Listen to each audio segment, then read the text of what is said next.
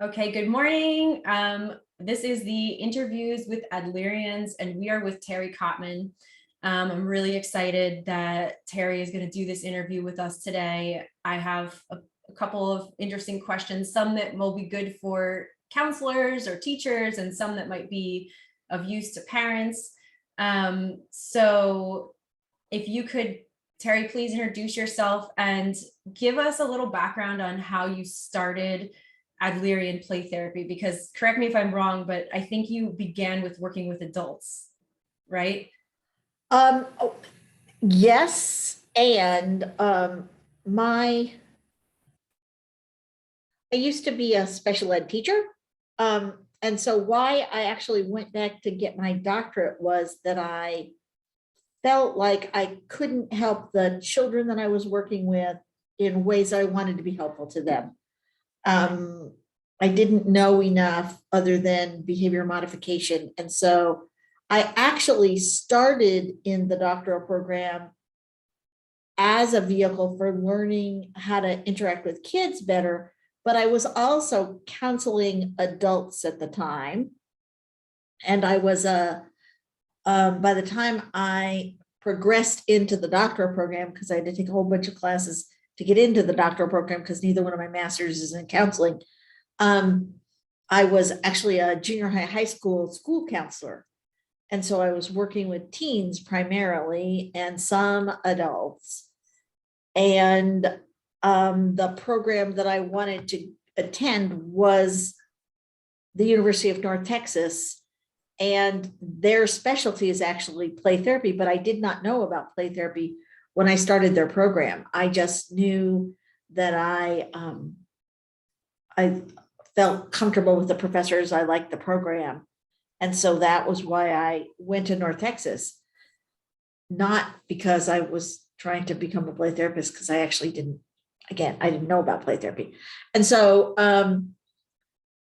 I was in the doctoral practicum class and we didn't have very many clients. And because we didn't have very many clients, kind of every client was precious. And one of the clients I was assigned was a child, but I hadn't taken play therapy. And at that time at North Texas, it was an unwritten rule that if you were going to work with a child, you had to do play therapy. And the approach that they stressed at North Texas was child-centered play therapy. And I was working with adults and doing Adlerian therapy, and working with the teens at my school and doing Adlerian therapy with them. And so I was frustrated is the wrong word. One of the things that happened was they had one of the advanced doctoral students watch every session to make sure I didn't mess the little girl up, truthfully. And she was a little girl who lived in a children's home. So I had to go to the children's home and pick her up and bring her back to the counseling center to work with her. And so I was trying to be child-centered in the room with her at the same time that I was frustrated because I don't believe that giving a child the 3 core conditions of empathy, genuineness, and warmth is sufficient. I believe it's necessary, but I don't believe it's sufficient.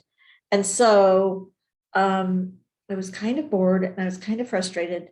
And one day, after about 8 weeks of that, the little girl said to me, "Terry, can I ask you a question?" And I said, "Sure, sweetie." She said, "How come you're fun and funny in the hallway and in the car? And when we get in that room with the toys, you don't act like your real self."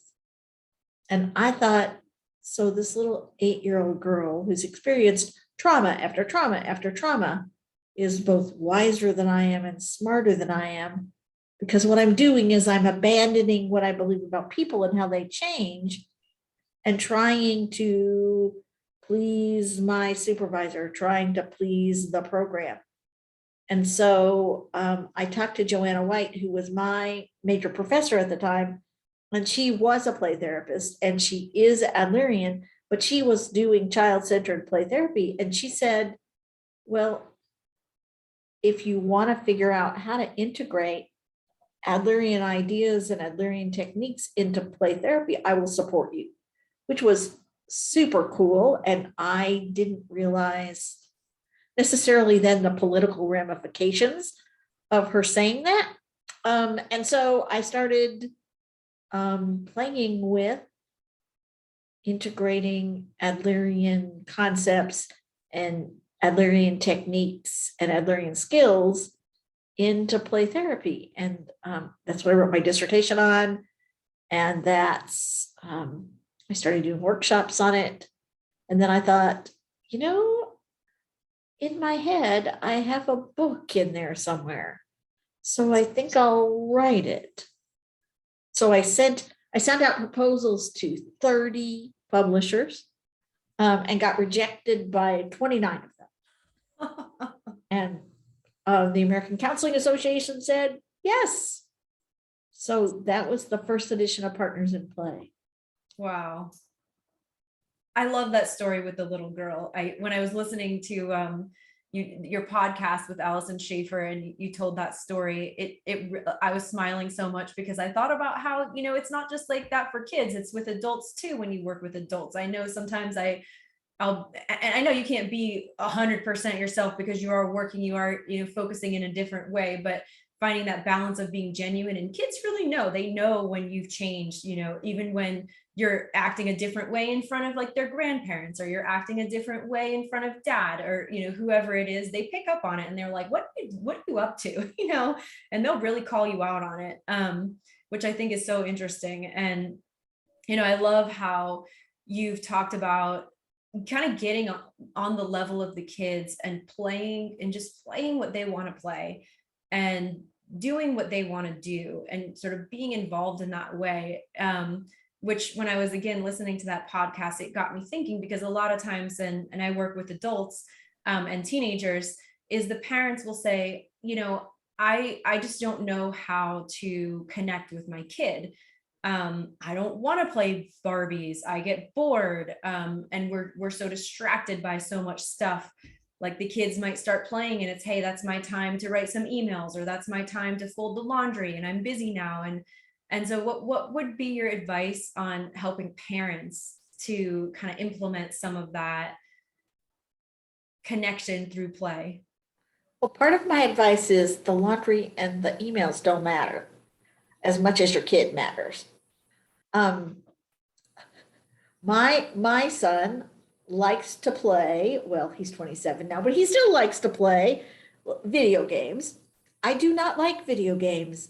And because I love my son and I value the connection with him, I learned to play when he was first starting playing video games. He wasn't allowed to play video games until he was about 8 or 9, but I learned to play video games with him. And it isn't something that I love doing, truthfully. I also don't like digging in the dirt or burying things or playing soccer.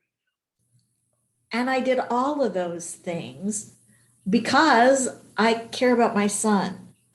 When we're getting ready to die, I don't think we sit around going, gosh, I wish I'd written some more emails, or gosh, I wish I'd been, just on top of the laundry better.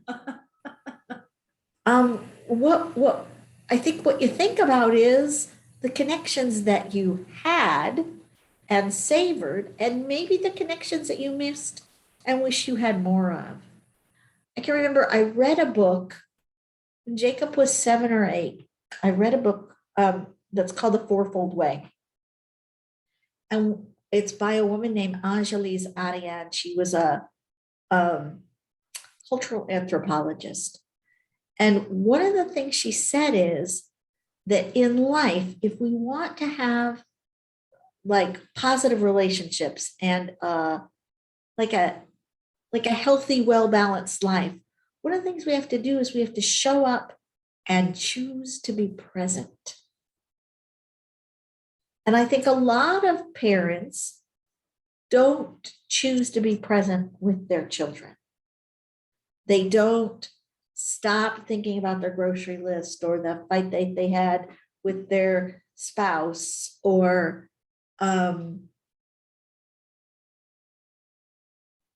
what they are behind on at work, and they aren't actually choosing to be present with their child. Because if you choose to be present with your child, even digging in the dirt and burying things can be an adventure. And if we can create a sense of what Daniel Siegel calls attunement and resonance. So attunement is like being present, feeling, allowing yourself to feel truly connected to your child, connected at your heart level, connected at your head level, connected at your spirit level.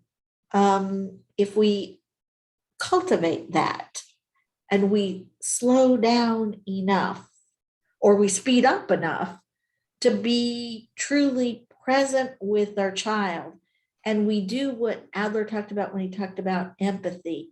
He talked about seeing with the client's eyes, hearing with the client's ears, feeling with the client's heart. If we do those same things with our children, then we have created resonance with our children. I can remember when Jake was really little, when he was like 4 or 5, we went out to lunch with a friend of mine who was a play therapist. And we had just been spending time with my mom. My mom was a person who did not like children, did not enjoy children. And Jacob said to me, my mom's dead, so we can say this. And Jacob said to me, Mom, I really like being with Leslie a lot better than I like being with Grandy. Because, Mom, even though Leslie's not interested in like the game that I'm playing, he had a board game that he was very into. Even though Leslie's not into the game that I'm playing, she let me tell her all about that game. And even though Leslie's not familiar with the Saturday morning cartoons that I watch, she let me tell her all about those cartoons. And I thought, so I said, well, what do you think all that was about? And he said, well, Mom, I think she cared about those things. She cared about my game, and she cared about the Saturday morning cartoon because she cared about me, but not because she cared about them outside of caring about me, but she was interested in those things because she was interested in me. And I thought that's what I wanted to say about me. Yeah. Yeah. And I love, after I heard that podcast, I thought a lot about it. And it's of course something I think about all the time, having 3 kids and working and being busy and everything. And is that sometimes it might seem like something so small is to just ask your kids questions about what they like, but makes a big impact like that. And just this morning, I was with my 2-year-old, and I really wanted to just get on my phone and do some errands. Nobody else was awake. And I said, you know what? I'm just going to look at him, and we're just going to look at each other. And just like what you were saying in that podcast, and just feel and just be present. And like you said, connect on that soul level, even if it's just for a couple of minutes until he squirms away and runs off to somewhere else. But just to look him in the eyes. And when my 3-year-old is babbling on about something, just look him in the eyes and just be really, just listen, like you said, listen, with the ears of another, and listen to him and whatever he is talking about, and stop. And I think that it is a practice of choice and mindfulness of saying, what am I choosing to focus on, and what am I choosing? Because I don't want to be on my deathbed and say, God, why did I scroll on Facebook for 3 hours a day and not play the trucks with my kids, or not brush the Barbie's hair? And to make that choice, and also to pay attention and say, what do I want to focus on right now? What am I really prioritizing right now? And I read a book, it was called How to Break Up with Your Phone, or How to Break Up with Your Smartphone. And they suggest taking on a screenshot, or take a picture of your kids and write something that says, what do you want to focus on? So when you pick up your phone, you think, well, what do I want to focus on right now?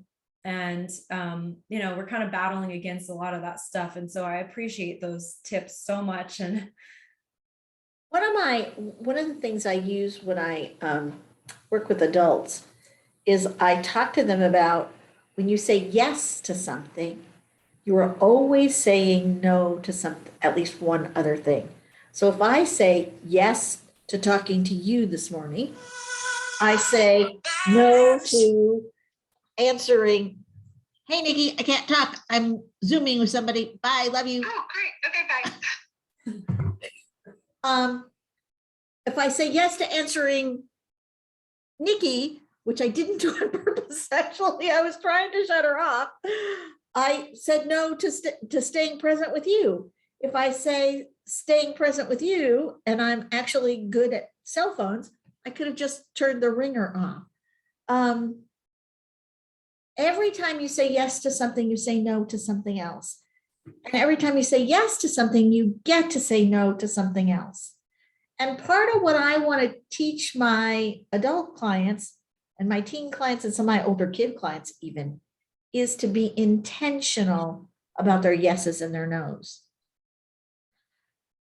Because if you say yes to your kids when they're little, they will say yes to you when they're teenagers and they're adults.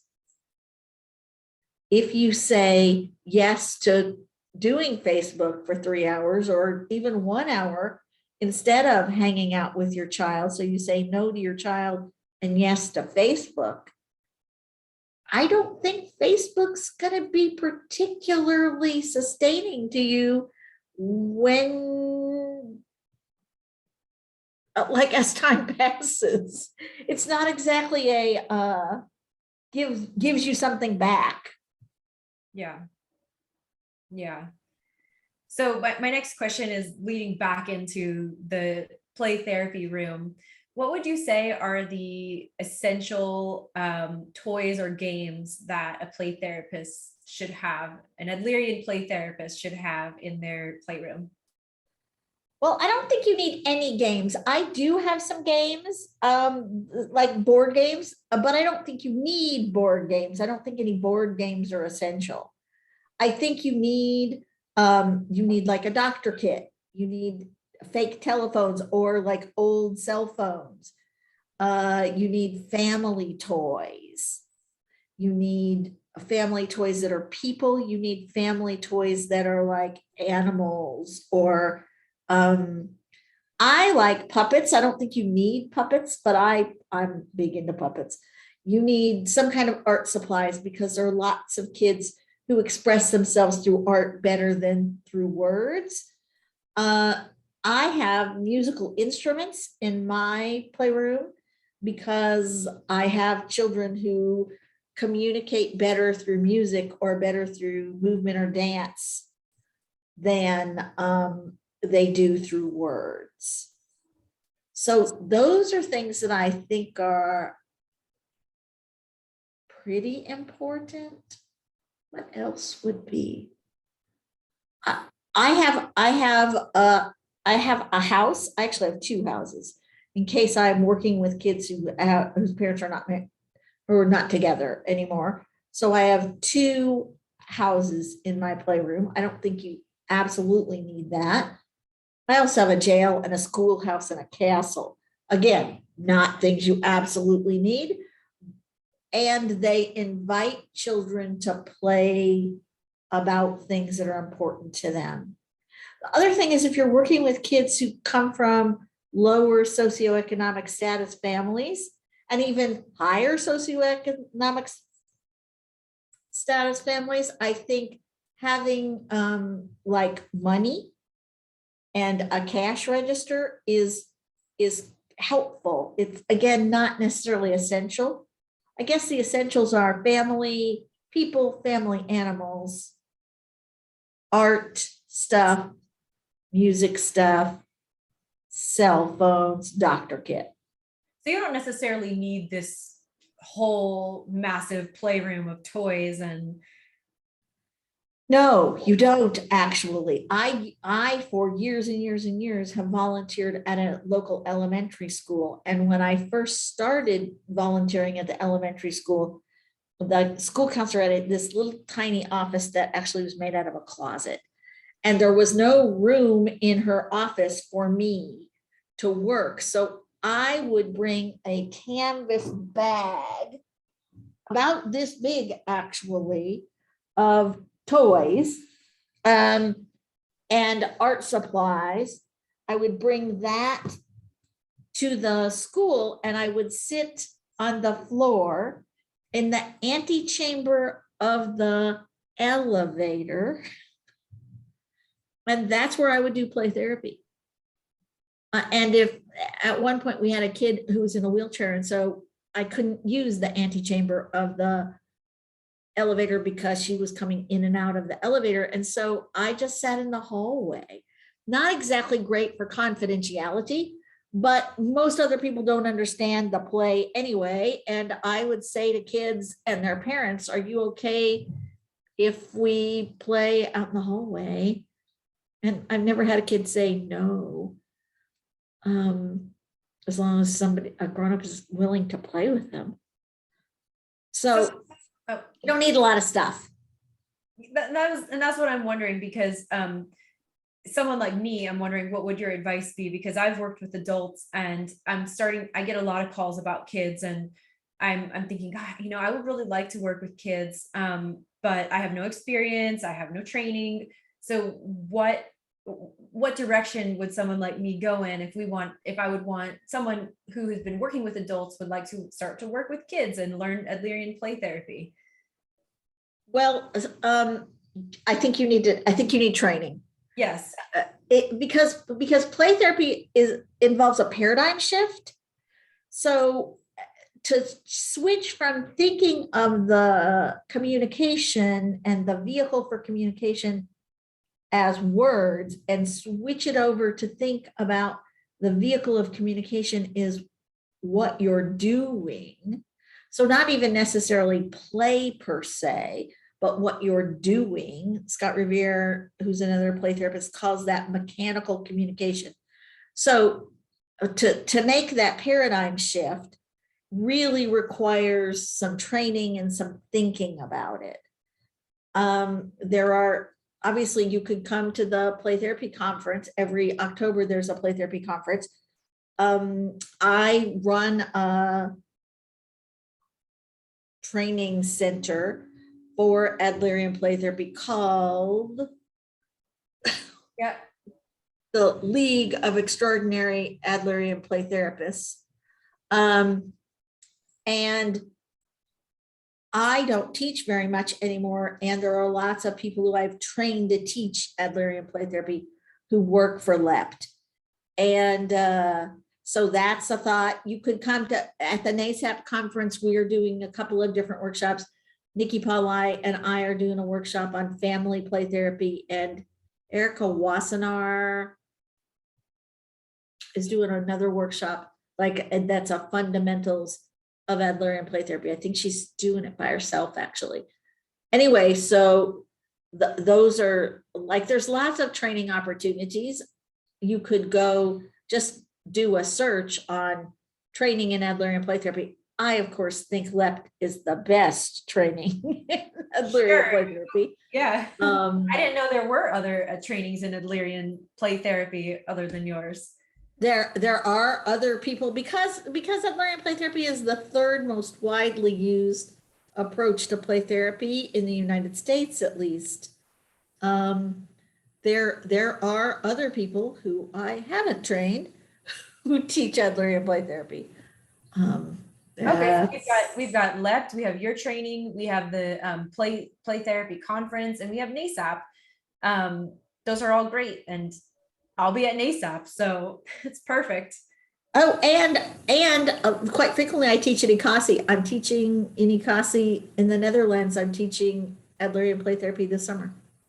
That one I definitely am not going to make it to. Unfortunately, I'm going to bring my kids to DC, but I am not bringing my kids to the Netherlands. Not this year, but I would love to. Thank you so much, Terry. I appreciate this so much. And I hope that the information and the wisdom that you've shared with us is going to be useful to a lot of people. I know for me, I'm going to share it with a lot of my friends and colleagues and parents, because it's just so much stuff that we need to hear, and we need to keep reminding ourselves about what's important.